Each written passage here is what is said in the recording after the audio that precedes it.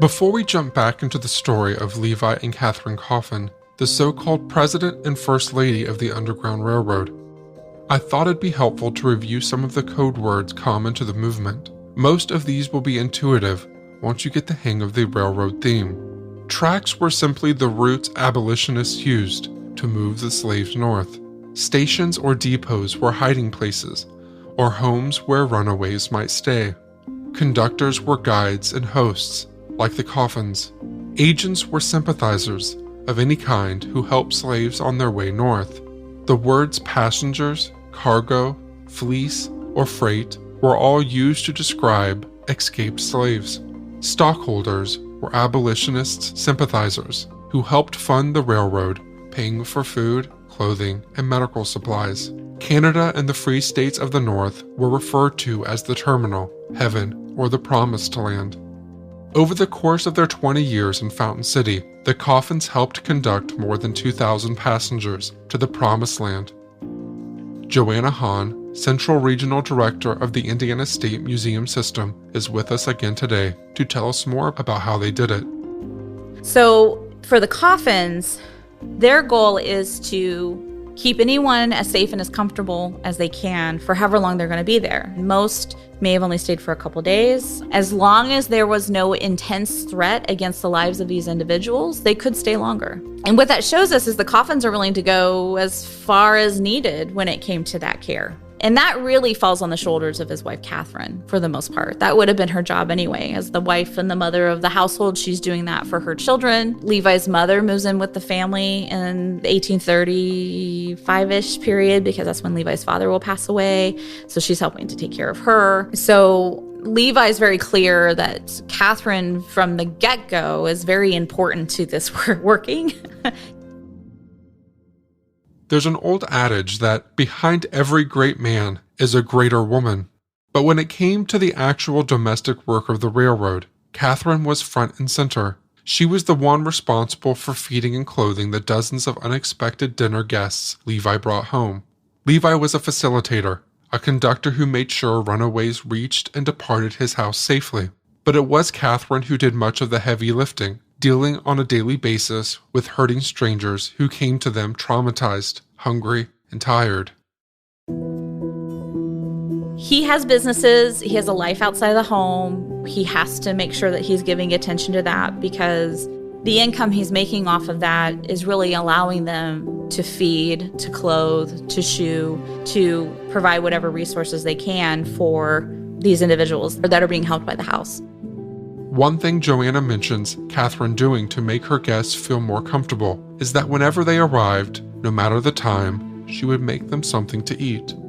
I like to say that it's really handy Catharine's married to the man who owns the grocery store in town because how can you really be sure who's coming, when they're coming, what are they going to need? And the dry goods store was a great resource to be able to have that, to be able to do that, when it could be 17 people that walked through the door, which he claimed was the largest group they helped at one time. Now, when it came to how did you manage a household in the midst of these people, this constant movement of people coming in and out, Levi's not very clear. Levi is a very private individual in his writings. We have nothing. So no way of reflecting there. So I joke if only Catharine had written her version of events, we would have a lot of these holes, I think, filled in of the story. Coming into this conversation, I would have thought telling lies of one kind or another would have been central, even unavoidable, doing the work of the Underground Railroad. But in the case of Levi and Catharine, this was not the case. Levi was very clear in his writings that he never wanted to lie in this process, that at any time he was questioned, he would tell the truth. And regardless of that truth, at least while he's in Indiana, and even later in Cincinnati, he came close a couple times, but he never was officially accused or charged in the effort of helping runaway slaves. If you step down a narrow staircase behind a small door at the center of the house, you find yourself in a 175-year-old underground kitchen, a fitting location for the work of the Underground Railroad. It was here that Catharine prepared meals and drew water for her family and guests. In a small whitewashed stone room, a half-floor down from the kitchen, is a round spring-fed well. It looks like a traditional well that you'd see in a backyard, only it's set right in the middle of a red brick floor. with water coming almost to the top. According to Joanna, we could have actually drunk from it. This well allowed Catharine to draw virtually unlimited amounts of water for runaway guests, without making all the additional trips to the yard that might have aroused the suspicions of neighbors. I asked Joanna to describe the house for our listeners. So when we do our tours and we tell our stories, there's no behind the scenes to this house. You basically see every available space. One of the last spaces we'll take you into is actually the basement. Typically, people don't build the kind of basements that Levi has in his home. I call it the finished basement for 1839. People just didn't do that. It was expensive. It's hard to build them. You might have a little root cellar dug out under your house for food storage. Now, there's some grander houses that may need larger basements, but this isn't a grand house. This was a nice house for 1839, but it's not like the Lanier Mansion in Madison or Culbertson in New Albany, which is in our system. When you go down there, you see this beautiful original brick floor. You see a space that's almost verbatim in square footage to the kitchen that's above it. So it's a really good sized space that can actually hold a fair number of people.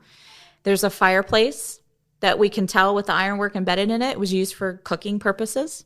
But everything about that space is still public, meaning I'm not lifting up a trap door to get down there. There's a nice public door to get down from the inside. And then on the outside, you can see that there's doors that lead down to a cellar space. So what were the Coffins trying to accomplish with something like that? Well, the easiest explanation is it's just a summer kitchen, which is not an unusual thing, but in the Midwest, people don't do that. Their summer kitchens were typically outdoors. It's just a lot of money to spend, to do, when nobody else here in this region really does that. So it's easy to put some facts together from his book to what you see and think, well, he had to have had a mission. So if you can imagine 17 people who arrived, and they've arrived, Levi says, in the pre-dawn hours, so it's still dark. One of the first things Catharine always did to make them feel welcomed and to make them feel this is a safe space, she cooked something or just got what she could. Like I explained, how you can't always be prepared. I don't know how you can prepare for 17 for breakfast, but that's what she got busy doing. Because he says, when I woke up a little later in the morning, came downstairs, she was feeding 17 people. So she had cooked something. She had done something. But doing that in the main floors of the house looks a little odd for that time of day, right? And slave catchers are watching this house. He's very clear. He goes, I know I'm under surveillance from time to time. I know that these slave catchers are trying to catch me red-handed. But what if they actually were in the downstairs kitchen, where it may have been less noticeable? So, but that's a theory. I can't prove it. And so I don't think I'll ever be able to prove it. Unless there's some random document in some random archive that some random person discovers that has been forgotten about for the last 150 years. It'd be great to find something like that. So there's a chance. The other odd thing, though, to add to that downstairs, which kind of kicks us closer to believability, is in that space, there's an anteroom that we call the root cellar that has an indoor well. So when we, again, think about what was he trying to accomplish by putting his well inside the house when people typically have their wells outdoor the house? Well, the nice thing about that is you can draw as much water as you want all day long, and nobody ever saw that. Now, I get questions sometimes as, well, did they have an outdoor well to pull a ruse over anybody who? I said, we don't know. Archaeologically, we've never seen evidence of one. There is the creek right behind the house. Maybe they just sent the kids out with buckets of water from time to get the water out of the creek. We're called Fountain City because it's in reference to the fountains or the springs that are on this edge of town along the creek. So from those very first years those Quakers first settled here, one of the things they liked about this area is you didn't have to dig very far in the ground to get really nice, fresh water. And Levi would have known that. So how did he know he could do it on this property? How did he know one of the other risks he's taking is the basement flooding when it rains?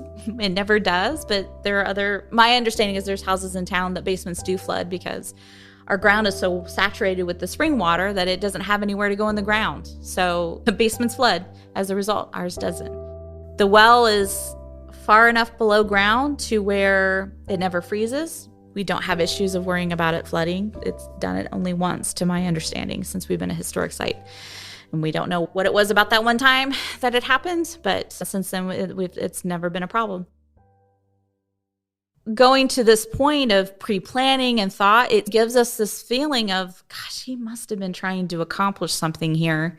but we just don't have the evidence. We have the physical evidence, so we can show you that, but I have nothing in writing that I can offer you that says, even the people that knew them well and recount some of these stories, like the nephew I mentioned before, they never talk about it. These are all possibilities, but I won't be able to prove it, I don't think, in my lifetime. But like I said, they didn't really mean for a lot of this to be known, and it makes it really tough to do it. There are multiple bedrooms in the house, but not near enough to accommodate passengers on the Underground Railroad in a safe or responsible way. I asked Joanna where everyone would have slept when the house was full. There are 3 bedrooms in the house, but it's Levi and Catharine and Grandma and the kids that are already, and a servant girl from time to time, that are occupying those beds. And I would imagine, to a certain extent, those are sort of private spaces in a way. So when you think about what the public areas of the house are, and you've got that many people, you probably can't have them being in sight too often. How do you explain why you have 17 of these individuals in your home if someone came and asked those questions? They did have a large 3rd floor attic that maybe from time to time, that's where some groups of people had to stay. So it's possible that during day hours, when things are more active in the community, these are individuals that are sleeping upstairs in the attic versus being in a bed necessarily, but they would do their best to make sure these individuals were comfortable while they were here. Levi uses the word garret a lot in his book, which is not a word we use when we describe a space in our household. That can describe an attic space, or it can describe like a space under the eaves that's been turned into a closet, which is what we have in the servant girl's room. So that story is told where he says he concealed 14 individuals that have been hotly pursued from their escape out of Kentucky in the garret. And he just says they were there long enough so that when their pursuers passed through town, they weren't seen and heard or whatever. So he's not very specific. But the story was confirmed. He had a nephew who lived here in Newport named John Wright Johnson, and he's confirmed not only that, yes, that story happened, he's the one that's confirmed that was the specific space where he hid those 14. And he went further to say, which Levi does not say in the book, that he would push a piece of furniture against the door so that if someone was to search the house, they would not realize, oh, there's a door there for a space like that. So we assume if that's being used as a bedroom, it probably was a bed. It's a very short wall. And people sometimes question, why do you have the bed? You wouldn't sleep there because if you get up, you're going to hit the ceiling because the ceiling is really tight in that room. But I say, yeah, but if you want to push your bed in front of the door really quickly, that's the best way to stage the room. So all of that is, we're basing that off of what Levi says in the book. We're basing that off what his nephew says, and then just trying to logically think of, like, how would a person react in that situation? But what the Coffins are doing is they're trying to keep slave catchers from getting any indication of who they have and when they're there. The main responsibility the Coffins accepted as conductors in the Underground Railroad was to house and protect slaves on their long trip north. Another part of Levi's responsibility, in particular, was to help them get there. It was on him to connect with the next conductor north and move his house guests on to the next dependable ally. Oftentimes, he transported them in his wagon, and only someone who had been in it would know that the floor on the inside didn't quite line up with the bottom on the outside. He would stack things like bags of grain or boxes on the top and in the back of the wagon, and then people would think that's just what the wagon's full of if you drove by, when actually you may have had somebody hidden underneath in some capacity. So that group of 17 that I mentioned, that's how they arrived to the Coffin home, in 2 of those wagons. That's like 8 or 9 people crammed into one of those wagons. And then Levi typically would use the same method to move them on, although he wasn't always the person. There were people here in town that would volunteer to do so, but that seems to be a very common means of accomplishing being able to leave town without being noticed. You have to figure that at the time options for transportation were so limited that it was pretty much a wagon or walking, unless you were moving along a body of water. But rivers could be problematic too, as you were basically using the public interstate of that day. Really not an ideal setting for secrecy. Horseback riding was also conspicuous, as it's hard to miss someone riding nearby, and the color of a rider's skin could easily give them away. As you might imagine, silence was key, both in hiding and in transportation. Because of this, toddlers and small children were a liability on the tracks, and sometimes parents were forced to leave them behind. Joanna spoke of one case in particular, involving a man named Burrell, who we'll hear more of later in the episode. For some individuals, like for Mr. Burrell, his children may have been too young, and he may have decided, I'm going to escape, and I'm going to try to make a life in the North, and then the kids will be older, and then maybe I can purchase their freedom. But some will leave their children behind because it's just too risky to take them, which is a really hard decision. Situations are always different from person to person when it comes to looking at these histories. It's really hard to generalize experiences when there's so many details around the decision on why you stay, why you go, who goes with you, those kinds of things. For Levi, a big part of avoiding detection was just about knowing his limitations. If he tried to do too much or gathered too many runaways in one place, his chances of getting caught might go up exponentially. As much as he may have wanted to, he couldn't really go down into slave states to bring slaves north. But once they crossed the Mason-Dixon line, he would do what he could. The longest known stopover was for 6 months. Another story, he speaks of a woman named Aunt Rachel, who may have spent the longest with the Coffins while they lived here in Fountain City. She, if I remember the details, she and her family, she had children. She was married in the sense of how you could be married as a slave. And that was an issue where the family was sold and the children and the parents were separated. And if I remember right, she was sold and was supposed to be sent to Mississippi, which for those who were enslaved in what was called the Upper South, North Carolina, Virginia, Maryland, Kentucky, Tennessee, if you were being sent further south, they knew that meant you were going to the cotton fields.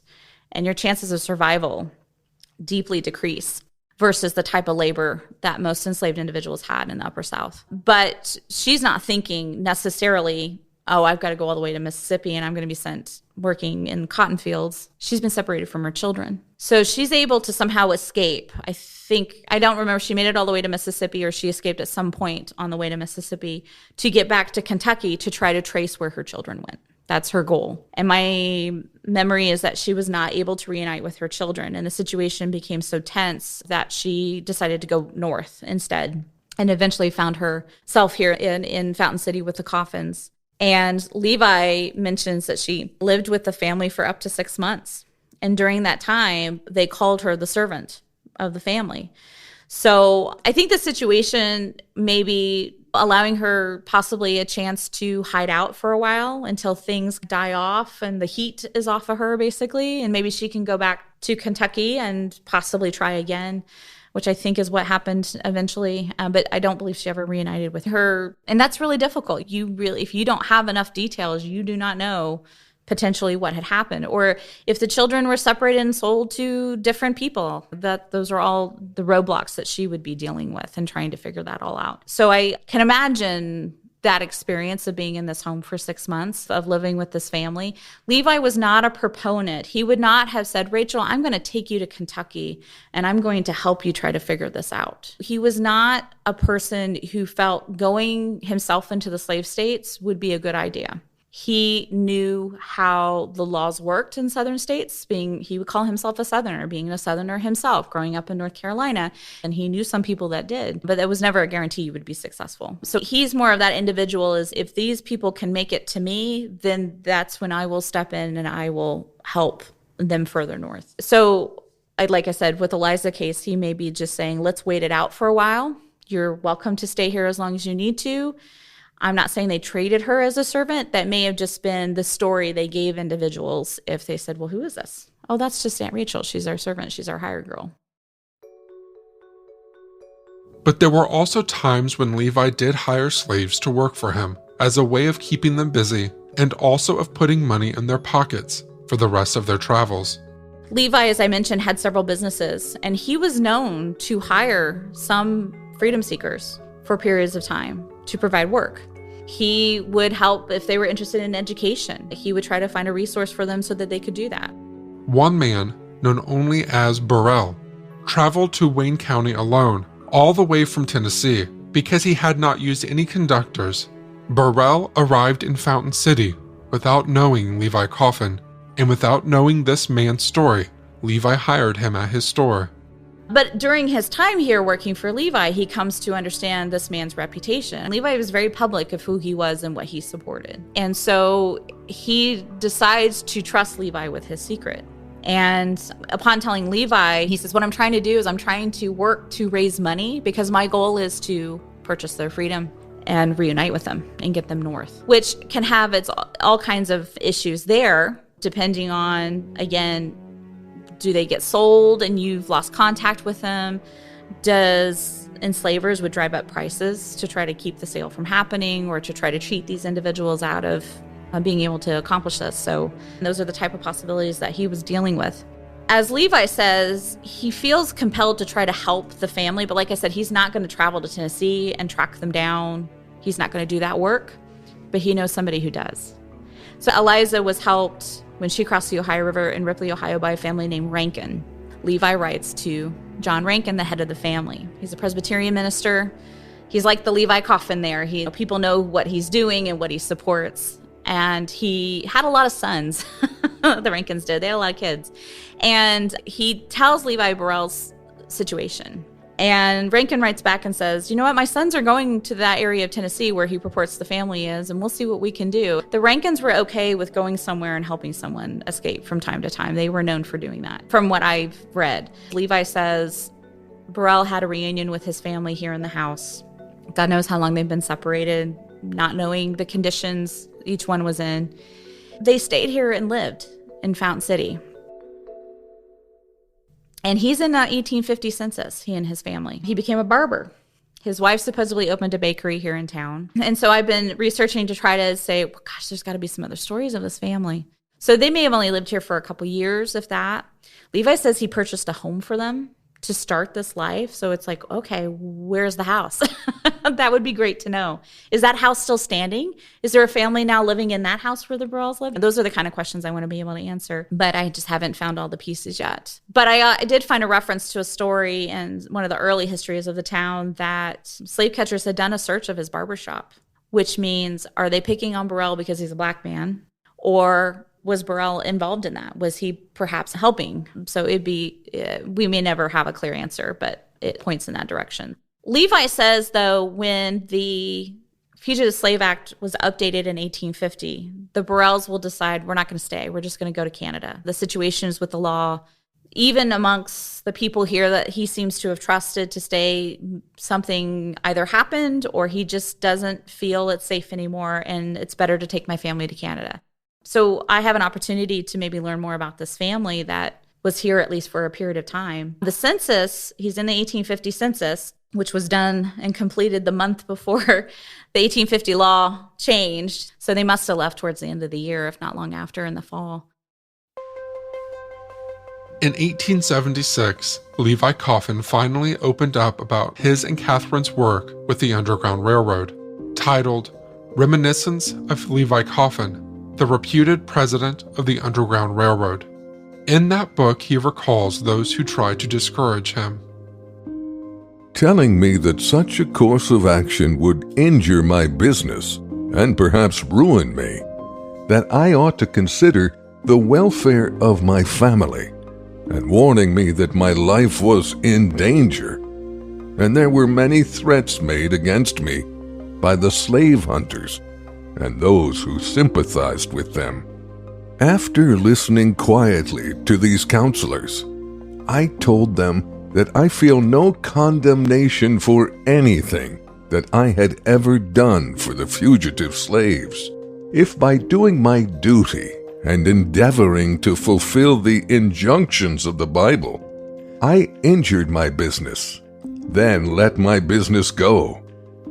As to my safety, my life was in the hands of my divine master, and I felt that I had his approval. I had no fear of the danger that seemed to threaten my life or my business. It was faithful to duty and honest and industrious. I felt that I would be preserved and that I could make enough to support my family. If you haven't been to the Levi Coffin House and Museum, I highly encourage it. Not only are you able to walk through the actual residence, that so many passengers pass through, but there is also an interpretive center next door where you can learn more about the Coffin's role in helping thousands find their way to freedom. It's in Fountain City, Indiana, and was once ranked as one of the nation's top 25 historical sites in America by the History Channel.